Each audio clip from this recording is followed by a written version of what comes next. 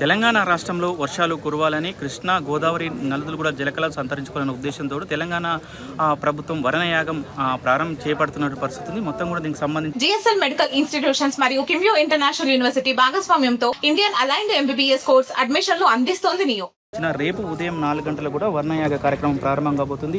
ఈ వర్ణయాగం ప్రతిష్ట ఏంటి, ఎన్ని గంటలకు ప్రారంభం అవుతుంది కూడా మనతో తెలుసుకుని చాలా మంది ఉన్నారు. వారితో కూడా మాట్లాడించే ప్రయత్నం చేద్దాం. చెప్పండి సార్, ఏంటి రేపు వర్ణయాగ కార్యక్రమం పాల్గొంటున్న పరిస్థితి ఉంది, దీని ఉద్దేశం ఏంటి సార్, ఎట్లా ఉండబోతుంది? ఈరోజు తెలంగాణ రాష్ట్రంలో తలపెట్టినటువంటి వరుణ మహాయాగం గురించి మా పెద్దలు త్రిశాత్మాత్మ చండీపీఠం కొంకబాక రాధాకృష్ణమాత గురువారు గారి మాటలతోనే మీరే వినండి. వాగర్ధ వ్యూసంపృక్తౌ వాగర్ధ ప్రతివర్తయే జగత పితరౌ వందే పార్వతీ పరమేశ్వరౌ. ఈ జగత్తు మొత్తాన్ని కూడా పార్వతీ పరమేశ్వరులు జగత్తుకు మాతాపితరులు తల్లిదండ్రులైనారు. కాబట్టి ఇక్కడ వెనకటి రోజులలో క్షామం వచ్చి వర్షాలు లేక ప్రజలంతా కూడా చాలా ఇబ్బంది పడే రోజులలో అక్కడికి మహారాజులు ఉండేవాళ్ళు, రాజులు ఉండేవాళ్ళు. రాజులు అంటే ఇప్పుడు ఎవరయ్యా అంటే మన ఎమ్మెల్యే గారు కానివ్వండి, మినిస్టర్ గారు కానివ్వండి, సీఎం గారు కానివ్వండి, ప్రధానమంత్రి కానివ్వండి, వీళ్ళంతా కూడా రాజులే. ఇక్కడ కింద రాజులు ఎమ్మెల్యే గారు, తర్వాత ఆయన చక్రవర్తి సీఎం గారు, తర్వాత సార్వభౌముడు అంటే ప్రధానమంత్రి గారు. ఇట్లా ఒకళ్ళొకళ్ళు స్టెప్గా ఉన్నారు. అయితే వాళ్ళు ఆ రోజులలో ఋష్యాదులను పిలిపించి యజ్ఞయాగాది కృతులు చేసేవాళ్ళు. అగ్నేరాపహ అధ్య పృథివ్యా ఓషధయ ఓషధీభ్యో అన్నం అత్పురుష అని శాస్త్రం చెప్పబడింది. ఎక్కడైతే వర్షం పడుతుందో అక్కడ పాడి పశు సంపద బాగా ఉంటుందని శాస్త్రం చెప్పబడింది. దాంట్లో భాగంగా ఆ వర్షం కురవాలనే సంకల్పంతో ఈ వరుణయాగాన్ని మన తెలంగాణ ప్రభుత్వం వారు, మంత్రులు, అట్లాగే సీఎం గారు, అందరూ ముఖ్యమంత్రి గారు చక్కగా ఈ యొక్క కృష్ణమ్మ ఒడ్డున ఈ వరుణ యాగాన్ని ఆరంభం చేశారు.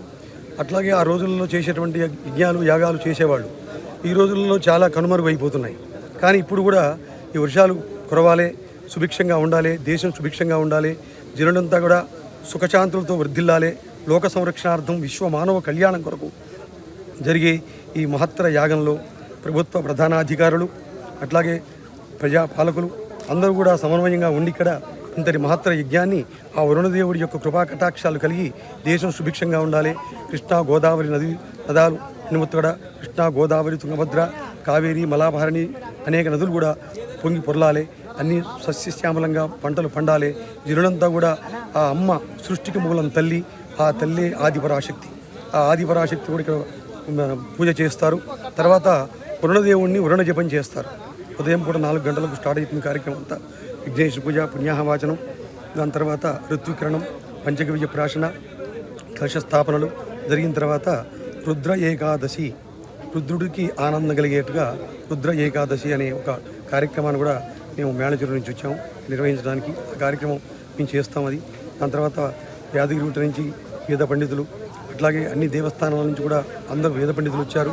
చక్కగా వారుణానువాకాలు అది మొలలోతు నీళ్లలో ఉండి చేయాలని శాస్త్రం ఉంది. అట్లాగే వాళ్ళు కూడా ఆ ఏర్పాటు చేయడానికి ప్రయత్నం చేయమని చెబుతాము.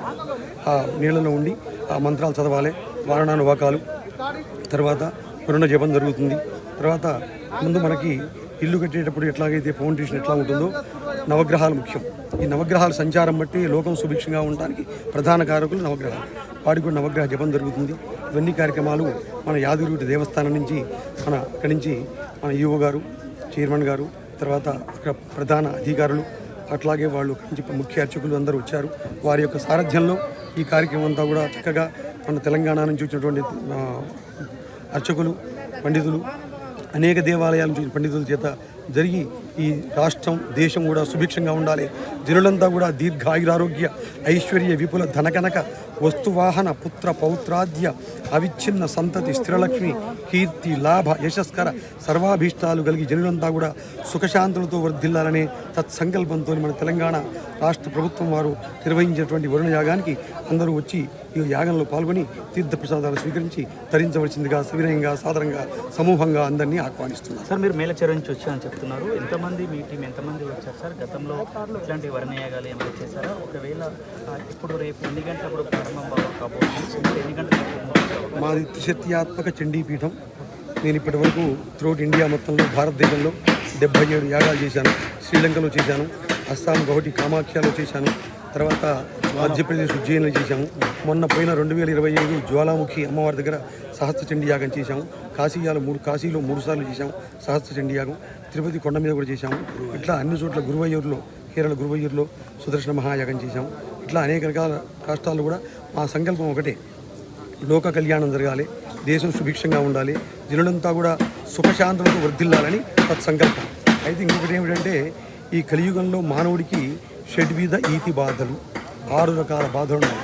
ఈ బాధలు పోవాలంటే గ్రహదోషాలు ఉన్న వాళ్ళకి పోవటం కోసమనే ఈ యొక్క పూజలు, భక్తి, జ్ఞాన వైరాగ్యాలను చెప్పబడున్నాయి.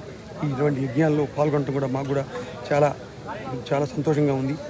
మేము వచ్చి మా వంతు సేవ చేసి జనులంతా సుఖశాంతితో ఉంటేనే బ్రాహ్మణం అనే వాళ్ళని మేము కూడా బతుకుతాం.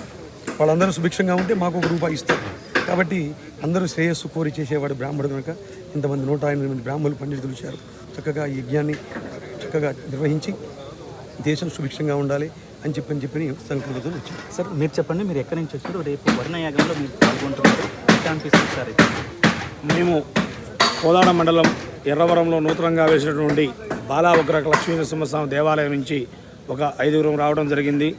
మరి ఇప్పుడు గురువుగారు చెప్పినట్టుగా గురువుగారి బృందంలోనే మేము ఒక 5గురము. వరుణయాగం చాలా సుభిక్షం, రాష్ట్రానికే కాదు ప్రపంచ దేశాలన్నింటిలో కూడా ఎక్కడైనా సరే వర్షం పడాలి అంటే మరి ఇట్లాంటి యాగక్రతువులు చేస్తేనే దేవుడు నీ ఉన్నాను గుర్తింపు కోసమే యాగాలు చేయాలి. యాగక్రతువులు చేయకనే కొన్నాళ్ళు చాలా అవతరించుకొని పోతున్నవి.